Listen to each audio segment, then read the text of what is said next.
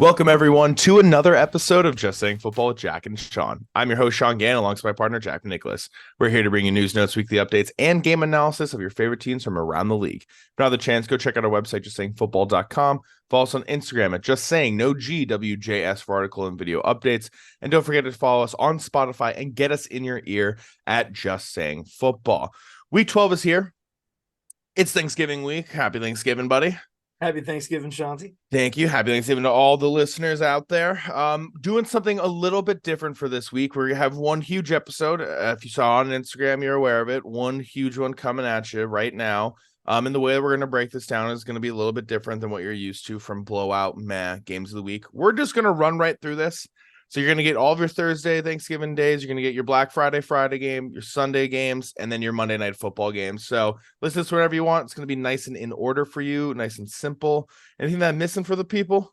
No, yeah, definitely check us out. Spotify, YouTube, enjoy this on the car ride to the family members or on the way back, as you're chilling this weekend. You got 4 days of football out of the next 5 when it comes to Thanksgiving weekend. And, the family's home. Enjoy it. Watch some football with them and contain these games. Yeah, absolutely. Let's jump right into our Thursday games because kicking off the day, we have the Green Bay Packers making their way to Detroit to take on the Lions. Lions are favored in this one by -7.5, over under here of 47.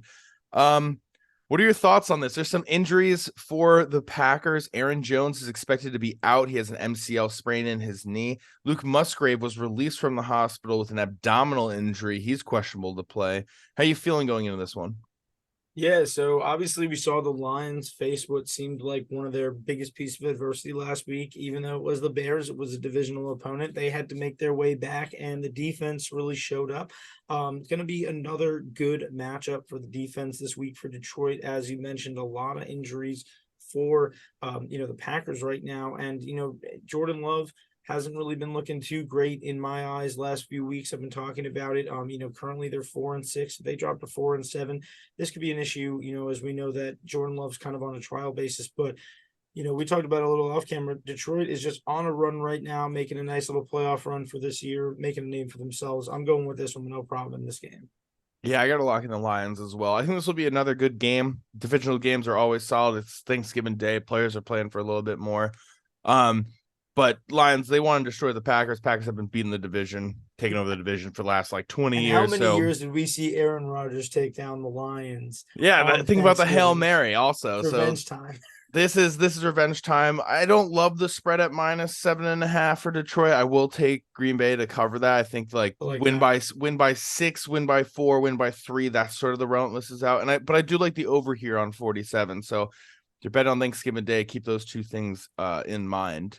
Moving this right along, we have another divisional matchup. Ton of these going on today, guys. Washington making their way to Dallas to take on the Cowboys. Cowboys are favored in this one by -11, over under here of 49. Washington couldn't get it done against your Giants last week, and now they're facing a much tougher Cowboys team. How are you feeling about this one? Yeah, man, Washington definitely has to get it right. No Giants fan, including myself, thought that game was ours to win. But, when a team like Washington commits 6 turnovers between their special teams and their offense, it was really their game to lose. And, I got to say, the Cowboys, Deron Bland, this year, 4 pick sixes. He has 4 touchdowns this year. That's currently tied with Kelsey and Devontae Adams. And, you're looking at guys like Metcalf, Waddle, and even Tony Pollard on his team that only have 3 touchdowns this year. So this Cowboys defense overall is great, but you got to give a shout out to Deron Bland. Sam Howell has most interceptions in the league right now. You gotta think the Dallas -11 is looking a little juicy midday Thanksgiving. He's also getting sacked a ton, and he's going to have Micah Parsons to deal with all day. So I'm locking in the Cowboys in this one. I'll even take that spread at -11. I wouldn't be surprised here if it's a 2-touchdown victory. The most sacked quarterback in the NFL gets sacked by Micah Parsons this week. Yeah, I think 2 times. Come on, it's going to be a big day, I think, for the Cowboys. We saw last week, Micah Parsons came on his podcast and was like, I took just a scoop of pre-workout, nothing else, and I had to puke after the game. And I think this is the week where he's like, I'm back to my normal routine, and that's how you know that guy's just naturally a beast, because he puts anything else in his body that's not natural. Dude, he's so good. And to me, the Cowboys finally, Pollard got in the end zone last week, and now if the Cowboys can get this run game going with Tony Pollard late in the season as they enter the playoffs, this becomes a much scarier offense to deal with, becomes a little bit more balanced, get a little bit of juice out of Pollard, that Zeke hadn't been providing them the last few years. That's why Pollard is now the running back one there. But I got to lock in the Cowboys. I just don't think that Washington really is going to be in for this game. I don't know if Sam Howell will be around next year, even for this team. And I don't think that that's the right thing to do if I'm Washington necessarily. Yeah. But I mean, you got Ron Rivera potentially out of there. Eric Bieniemy could step in. There's a reason why they brought him in as the OC. New ownership. New ownership. Changes are going to be happening more and more in Washington, and they're trying to build this out. So Commanders fans, just like sit through the turmoil of this season. You guys are going to be fine. I know you guys just traded away your top defensive lineman a few weeks ago, but like you're legitimately in a rebuild. You got new ownership and everything. It's fine. You guys nothing new in Washington. Nothing new in Washington, and that's sad. Screw you, Dan Snyder, you bastard. All right, moving this along. We have an NFC West showdown. San Francisco 49ers making their way to Seattle to take on the Seahawks. 49ers are favored in this one by -7, over under here of 43. And the great Marist alumni last week, Jason Myers, missed the game-winning kick. How are you feeling coming into this one?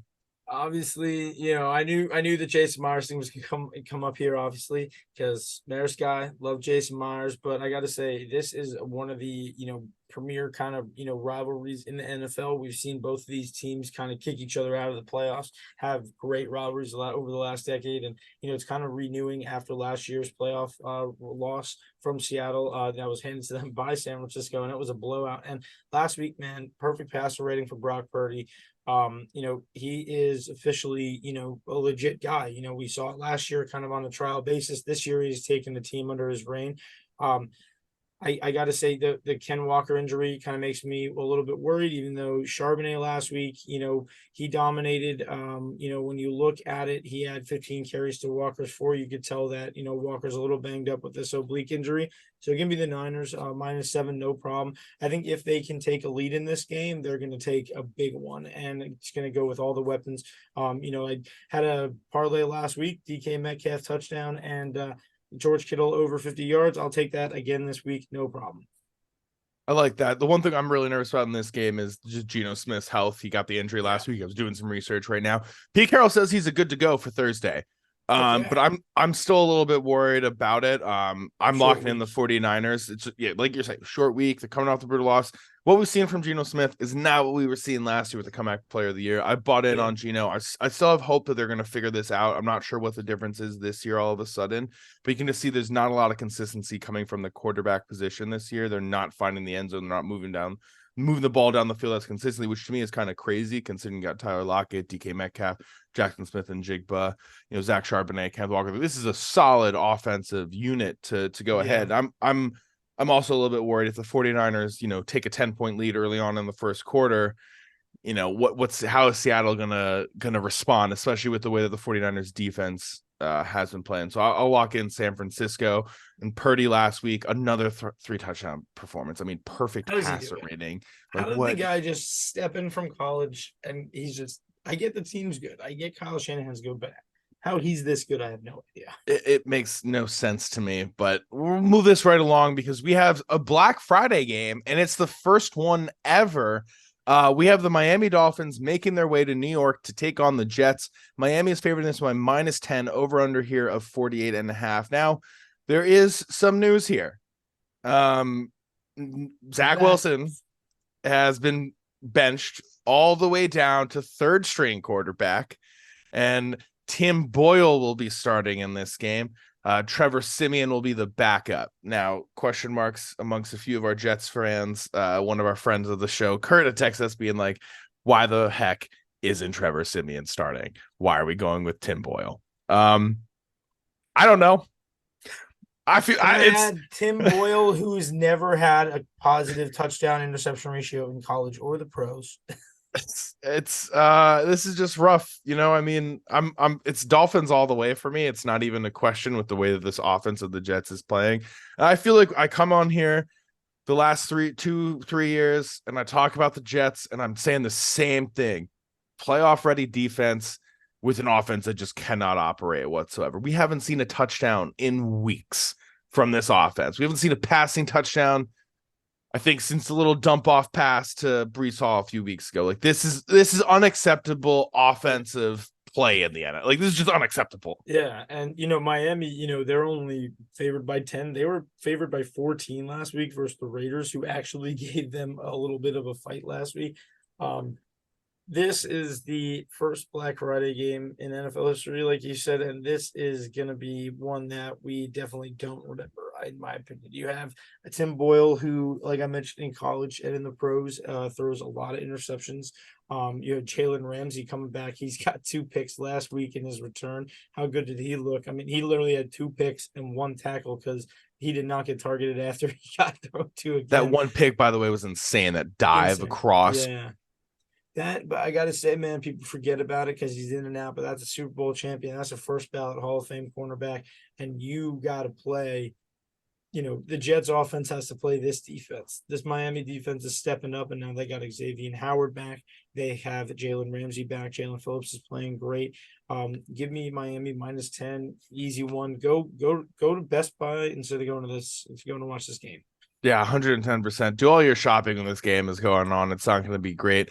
I mean, ticket prices are down. If you're in the New York area and you haven't been to a game, you want to go to MetLife. I saw a game time. Tyreek Hill.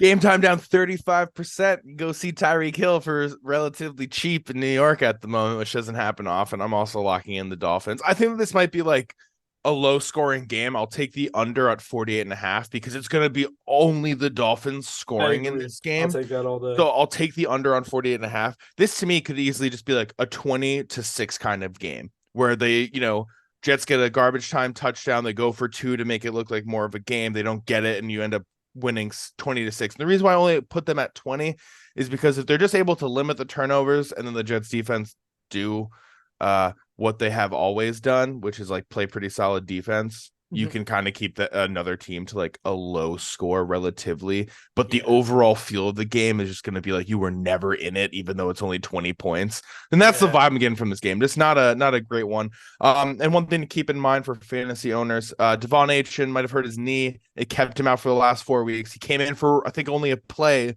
and then was right back out. So Salvin Ahmed would be the guy to start. Unless you already have Mostert on your fantasy team, in which case you don't worry about it. But if you're the Achane owner, just something to keep in mind. It's a short week, and with that knee injury and the way he's played, safety and health is going to be the number one thing. But let's move this right along because we have a ton of Sunday games. There are no teams on a bye this Thanksgiving week, and it's great. We have the New Orleans. Yeah, and it's insane because I think I've only listed divisional games, and we have another one because we have the New Orleans Saints making their way to Atlanta to take on the Falcons. Falcons are favored in this one by -1 and over-under here of 42.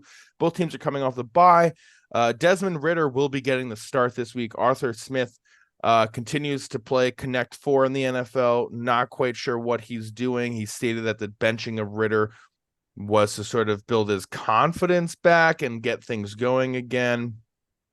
I don't know. It's weird. What are your thoughts on this game? Oh, also Michael Thomas has also gone to IR. Will be missing the next 4 weeks with a knee injury. Sorry, I almost forgot about that. No, we've seen that a couple times, and hopefully, at least Derek Carr is healthy enough in this game. He has been. We got to see if he's cleared for sure.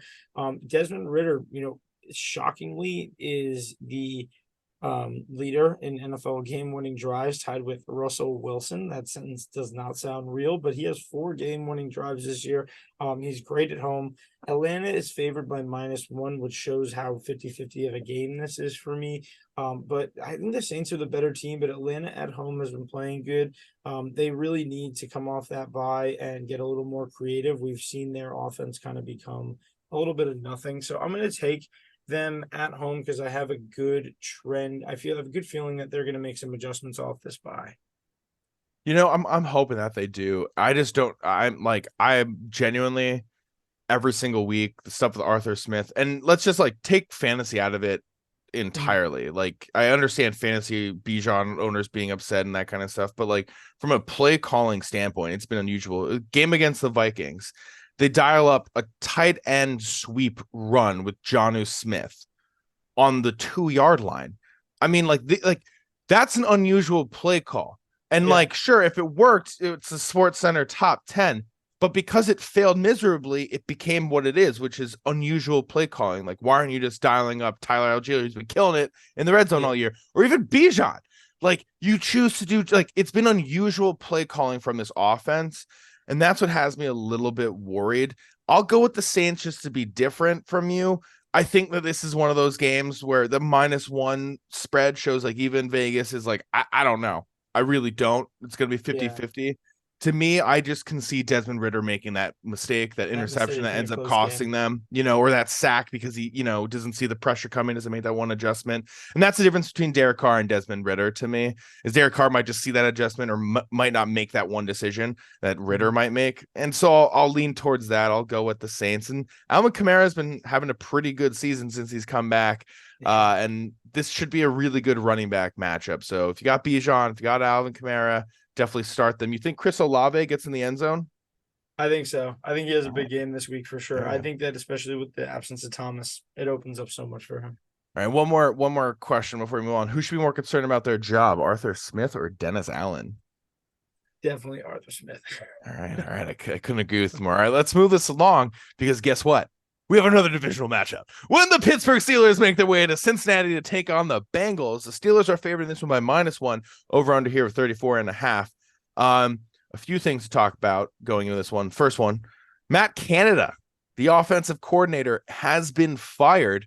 I didn't think it was honestly going to happen mid-season. Steelers are not one of those teams that really fire coaches in the middle of the season, but I think what we're seeing is consistent bad play calls over 11 weeks. And I'm curious to see, is this going to be like what happened with Josh Allen last week? Maybe not necessarily that kind of amazingness out of Kenny Pickett, but is this going to be one of those games where we finally see what he can do? Because there's been a stat line circulating around on ESPN that's not great, which is that Tommy DeVito already has more multiple passing touchdown games than Kenny Pickett does in his career. And Tommy DeVito's done that twice this year. So that's not what you want to see when you had Kenny Pickett and this great Steelers team for the most part. But what are your thoughts on this one? Bengals, no Joe Burrow. They're going to be having Jake Browning. Yeah, Jake Browning.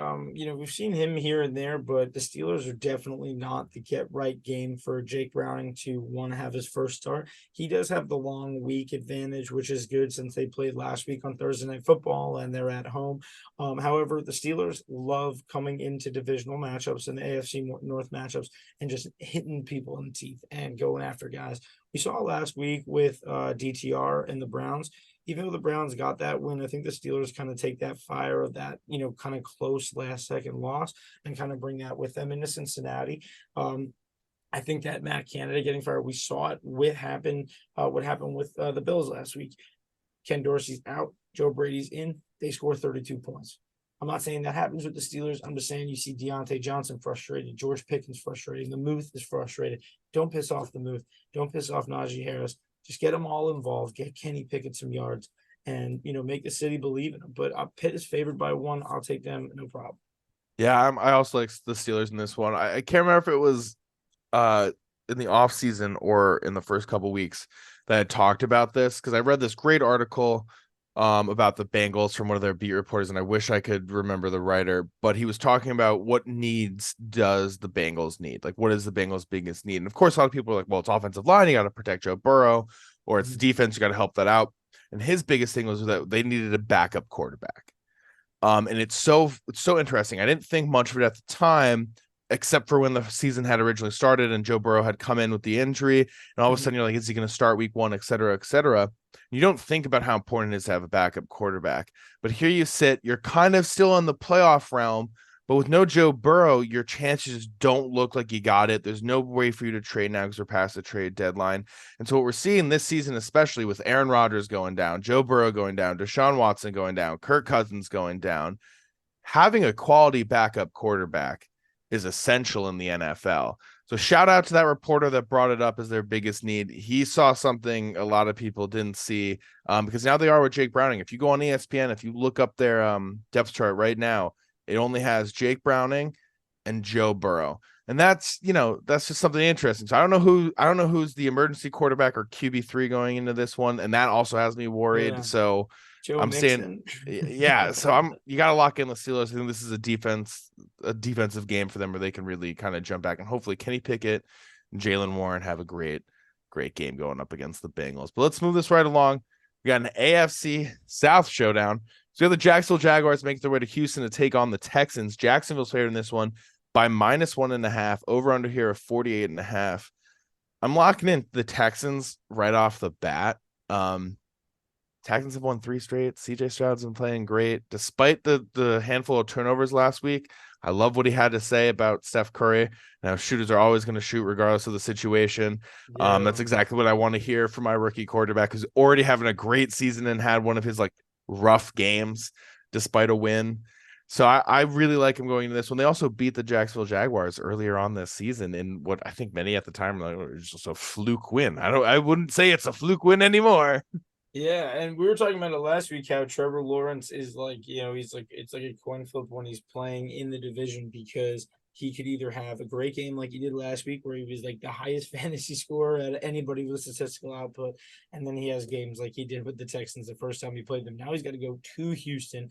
We were looking just at the Steelers as as kind of like favorites. I look at here as Texans as a great opportunity as an underdog defensively. I think Jacksonville kind of overstayed their welcome last week in Tennessee by just dominating, and you come off a game like that, another divisional opponent who is kind of in the race.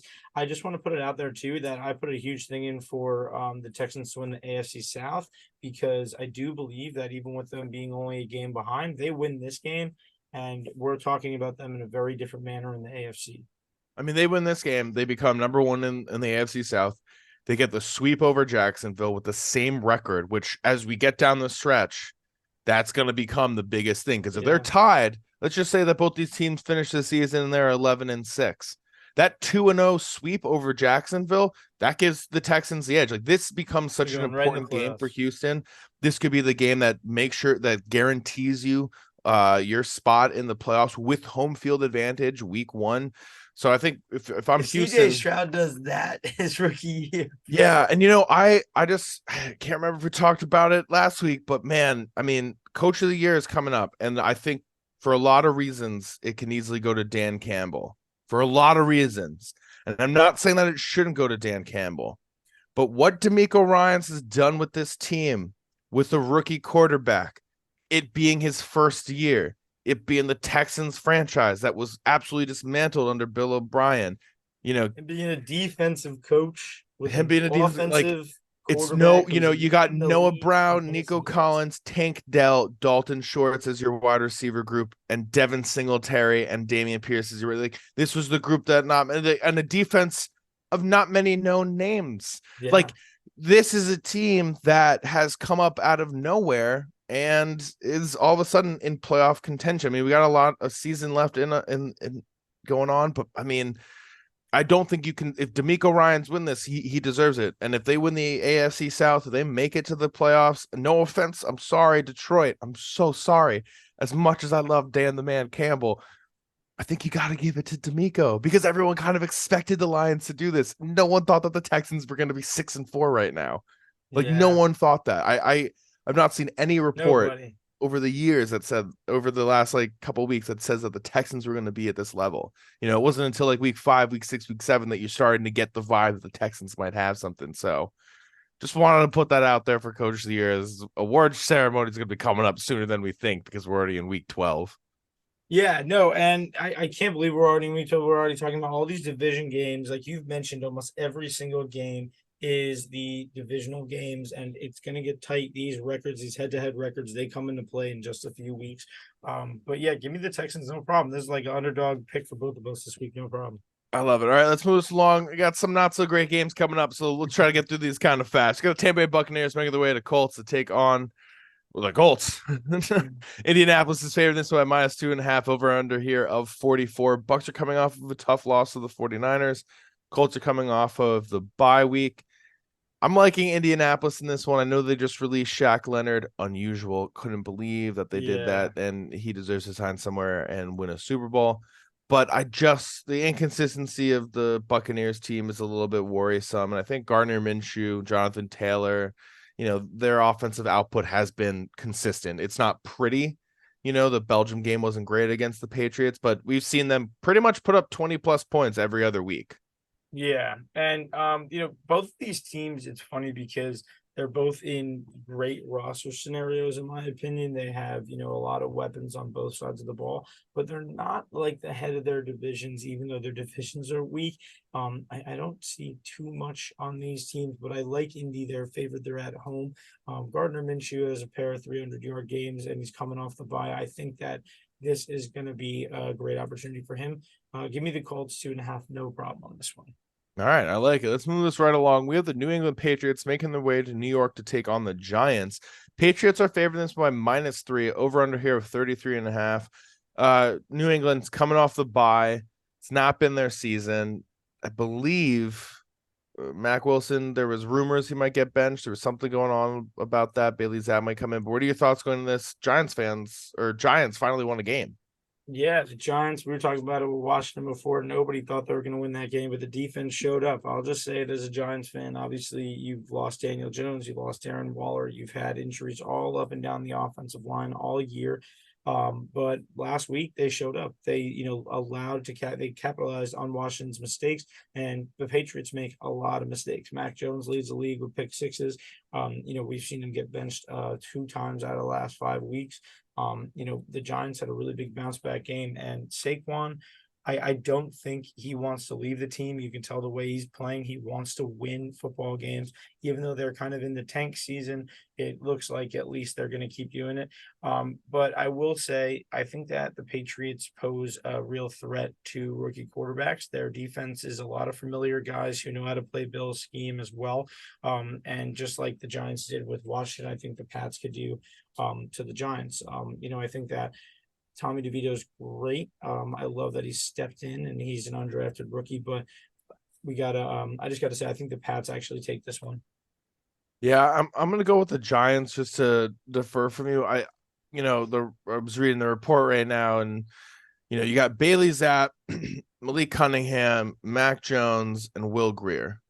And according to Bill Belichick, all 4 are going to be, quote, ready to go. Didn't hint who's going to be the signal caller.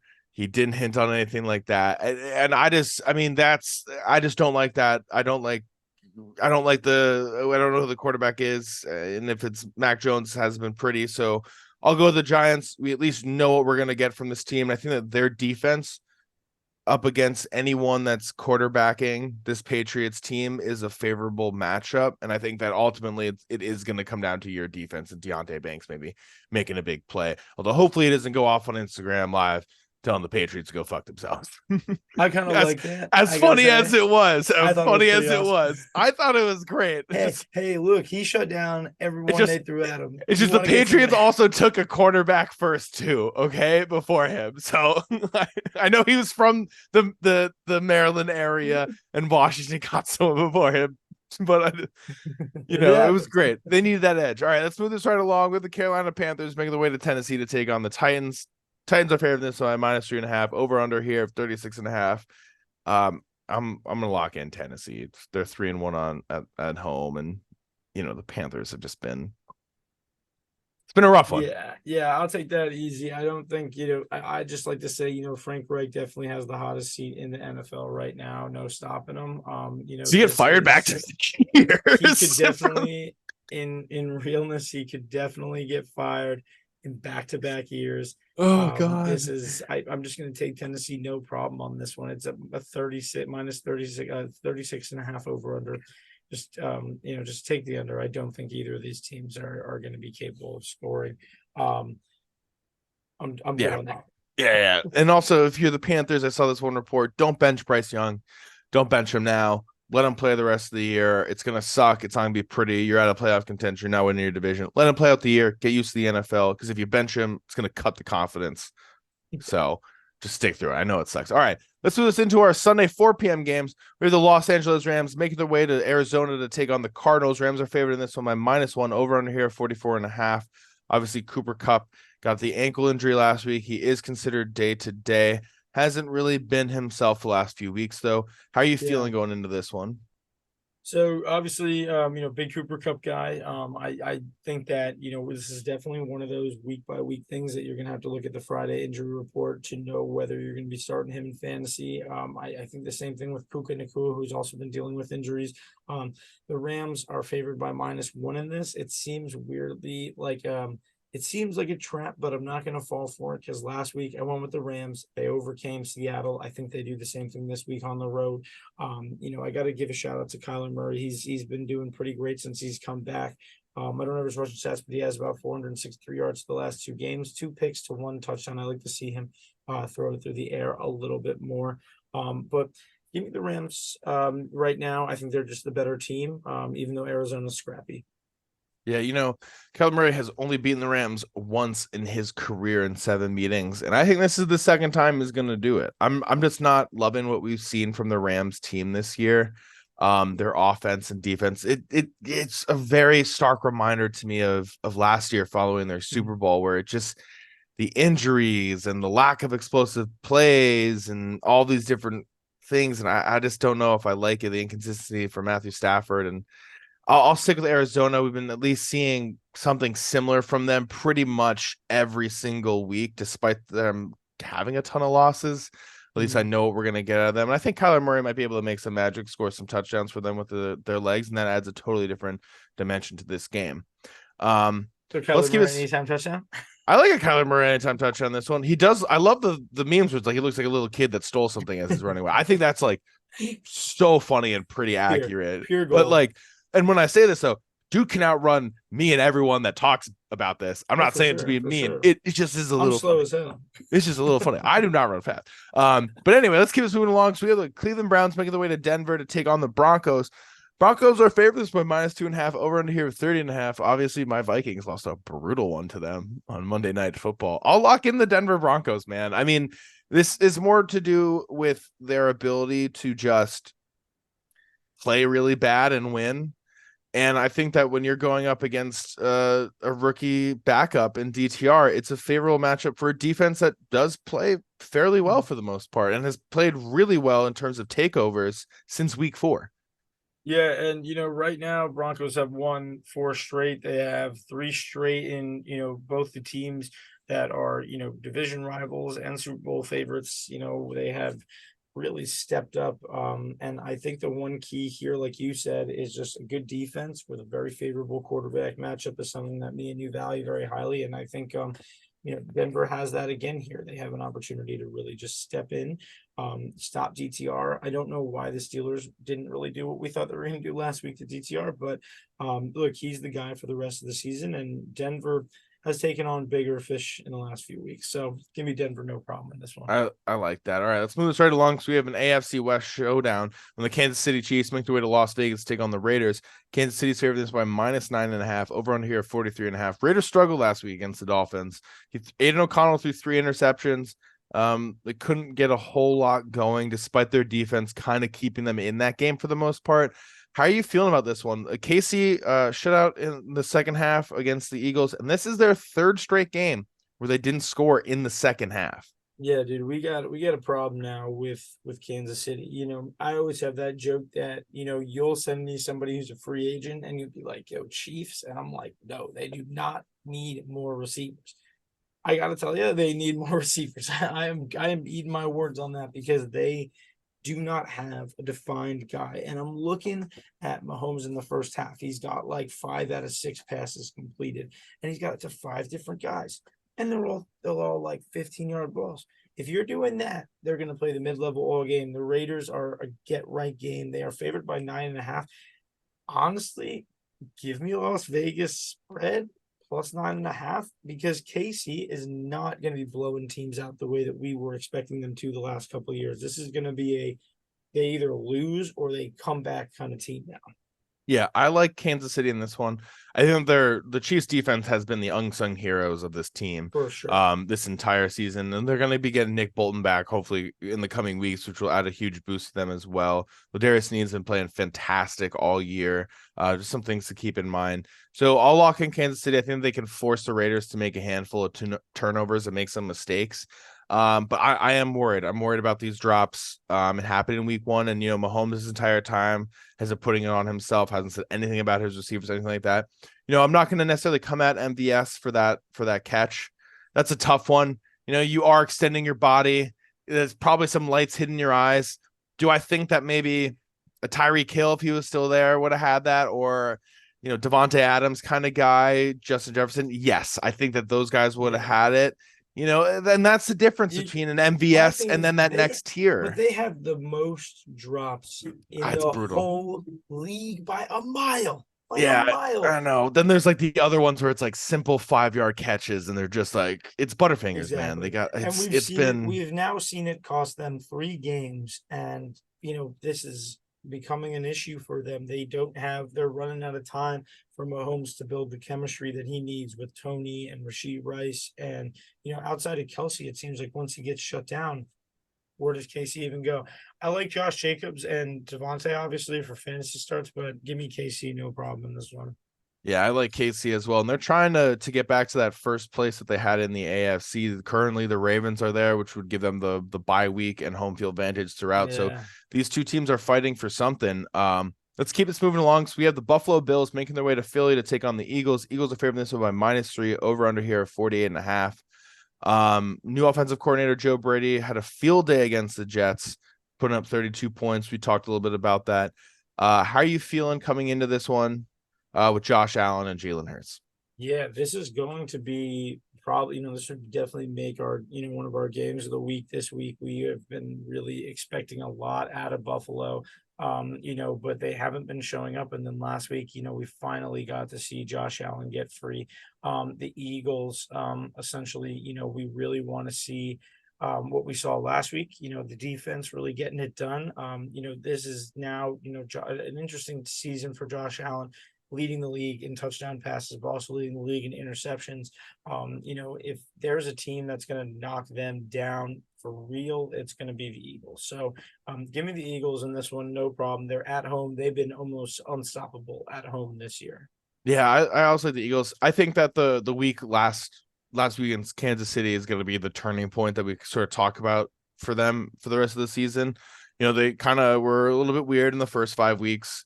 And then when you play a game against the team that just beat you in the Super Bowl, you're in their home field, you're on the road, you lose that game, then you start to think like, what man, like we can't beat the team that beat us, becomes like this mental hub. You begin to think about the season differently. And now all of a sudden you beat the team that just beat you in the Super Bowl. You know that you can beat anyone now, essentially. You just Yeah. overcame the hardest thing that you had to do last season, which was beat them in the Super Bowl, and you couldn't get it done. And now the Eagles, to me, it's just like this to me would give them all the confidence in the world. And I'd be pretty afraid for the rest of the NFL right now. But what this Eagles team is going to be doing going forth, shutting out Kansas City in the second half was fantastic. We saw them to say, all right, if you're not going to let us pass on you, we're just going to run the ball and we're going to do it with ease. So for me, I like the Eagles, and I think that they're a team that's going to be playing much better going forward. But let's move this into our Sunday night football game. So the Baltimore Ravens making their way to LA to take on the Chargers. Ravens are favored in this one by -3.5. They obviously got the huge win against the Bengals last week.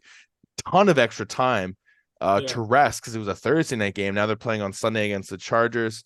How are you feeling on this one? Obviously, Ravens are going to be without Mark Andrews for the foreseeable future. I did see one report that said that if they're in the deep playoff contention, that there's a potential for him to return around then. Again, though, deep playoffs, I don't know what that It's really tough. means, It's tough. Yeah. So how are you feeling this one? I think that, this is definitely an opportunity for, both of these quarterbacks to kind of show up because, they're both going to be AFC contenders. Like you said, both kind of looking to make playoff runs, definitely. Mark Andrews, obviously a huge hit. That's Lamar Jackson's favorite target, and he's really been the guy out there. I think the real key is that the Chargers are just, they have been giving up so many games and they've been losing so many close games. I think that it really comes down to Baltimore has, when they're ahead, they really take the charge and really beat you. Gus Edwards has been killing it. The last 5 weeks, he's had 1, 3, 2, 1, and 2 as far as touchdowns. That's 9 of his last, all 9 of 10 of his touchdowns have come since week 7, and we are just in week 12 now. So, I feel like unless the Chargers have a way to stop Gus Edwards and Lamar Jackson in the backfield, it's going to be a tough one. Yeah, and Joey Bosa injured his foot last week. He was visibly in tears, looking like he's also going to go on IR. Chargers in the fourth quarter just seem to collapse. They just don't play well towards the end there in the stretch. So I'm locking in the Ravens. Ravens, top 10 offense, top 10 defense. They've been playing lights out. Yeah, I think that, like you mentioned off camera too, it's one thing is now this really opens up a lot for the other weapons, and the Chargers have a really good passing defense kind of for a big, for that big issue. I think the key really is that, Lamar is on an MVP tear right now. This offense is on an MVP tear. And essentially, this is going to be opening up a lot for my guy, Zay Flowers. So, give me Baltimore. And OBJ. And OBJ. 100-yard game last week. Wink, wink, wink. If you got to pick him up on the waiver wires. I stole that from Sean. All right. And moving us into our last game of the week and our Monday Night Football match with yet another divisional showdown. We got the Chicago Bears making their way to Minnesota to take on the Vikings. Minnesota's favored this one, -3.5, over under here of 43.5. I'll let you go first because I just have so much to say. Of course. So last week, obviously, the Bears gave the Lions a hard time. We actually kind of started the show by talking about how the Lions had to overcome the adversity the Bears gave them. Minnesota last week, obviously, heartbreaking loss. We just talked about it with the Denver game. Josh Dobbs, the Pastronaut, man, that's Sean's new my guy, if there ever was one. They are looking good right now. They're favored by 3.5, as you said, which I do think should be more like 4.5, 5.5, but I get it. They're coming off the loss last week. I will say Minnesota at home has been excellent this year. And right now the Lions are ahead in this division. We've been talking about it all day about how these divisional games are key. They're not just giving you them a lot because it's awesome. They're giving it to you because this is a great week of rivalries, not only in college, but in the NFL, for you to enjoy something like this. The Vikings are looking to stay alive in the NFC playoff race, which if you look at it in big picture, really isn't that great. But man, this is a great matchup for Minnesota. Yeah, Minnesota, we're undefeated currently in our division along with the Lions. We've both beaten the Bears and the Packers. We're going back to our throwback jerseys, the Bud Grant ones that we wore week 1. So there's a lot of things for why the Vikings should win this. Now, it's a tough loss. We had a pretty solid game. Our turnovers continue to be the things that kill us, especially in the first half. We just cannot seem to clean that up this season. That's one of those things that we got to do. But to me, I'm looking at this Vikings team. You're 6-4. You got a 2-game lead essentially for the playoffs if they're to end right now as a 7th seed. You got to beat the Bears. Like, this is one of those games where it's an easy one. You took a heartbreaking loss last week to the Broncos that you should have beat. Now you got to beat the Bears. Like, you beat them at home. It was against, you injured Fields. You got to go out against Bayesian. It wasn't necessarily really pretty. It was, JJ questionable leading up to this one. I still expect him to be game time decision. I also wouldn't be surprised if we sit him, considering that we have the bye week next week. We technically get a free week on his return from the IR. That's not counted towards him whatsoever. Those days aren't counted towards the 21-day window. It really comes down to how we're feeling going into this one. That loss to the Broncos game, to me, made the decision to put Justin Jefferson out there a little bit more 50-50. If we had beaten the Broncos, I would tell you right now with confidence, Justin Jefferson isn't suiting up. Because this is the game that we could afford to lose. But now, we're in this 6-game stretch going 7-game stretch. Going 5-2 is not as strong as going 6-1. So these games, these easy games, these divisional games, like we keep talking about, you got to win these ones, Minnesota. Like this is going to be one of those big ones. If we can go into the bye off of a 6-1 7-game streak, that's just where you want to be. Because we got to play the Lions twice. We still got to play the Raiders. We still got to play the Bengals. We still got to play the Packers again.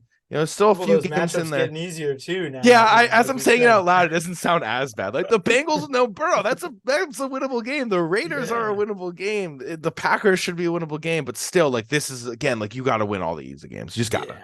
Yeah, no, I think that, Minnesota easy in this one. It's not like last week where we went in and we're like, I don't know about the Broncos. They've been hot. The Bears are not hot. They are one of the least hot teams in the league right now.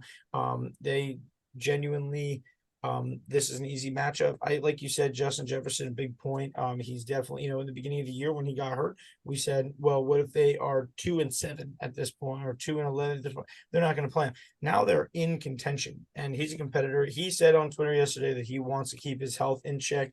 Everybody respects that. Everyone just wants to go see him play at 100. I even tweeted back. I said, we just want to see you at 100. We want to see you at 100%. So when you go on the field, you can show us that 200%. That's what he does when he's on the field. So, give me Minnesota, Jordan Addison, TJ Hockenson. I'm going to ride him for a touchdown every week. No problem. Yeah, I'll definitely take a Jordan Addison touchdown this one. I like him. It's been a minute since he got in the end zone, and I think he's our wide receiver one right now. So we've been hitting Brandon Powell for some touchdowns and TJ Hockenson. The one thing I want to see from Josh Dobbs just a little bit more is just a little bit more consistency in the second half. In about 3 games that we've had with him now, he's 2-1, but you can just see that in the second half, Minnesota's not putting up as many points. That was a real worrisome game against the Saints late there. Against the Falcons, we also kind of struggled a little bit. And then against the Broncos, only put up 3 points in that second half. Like, that's not how you're going to win games. So I want to see a little bit more from Dobbs, getting consistent, moving the ball down the field for 4 quarters.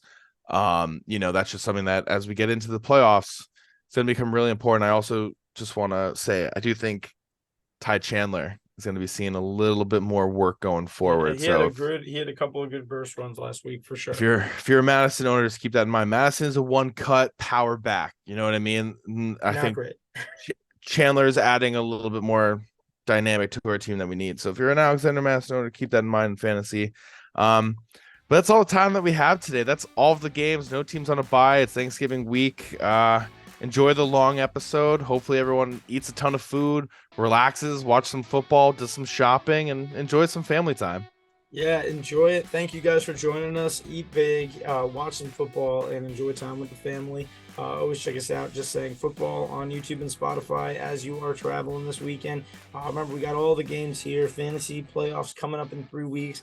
Go get it. Go get your money, and enjoy the show. Thank you for joining us. Enjoy.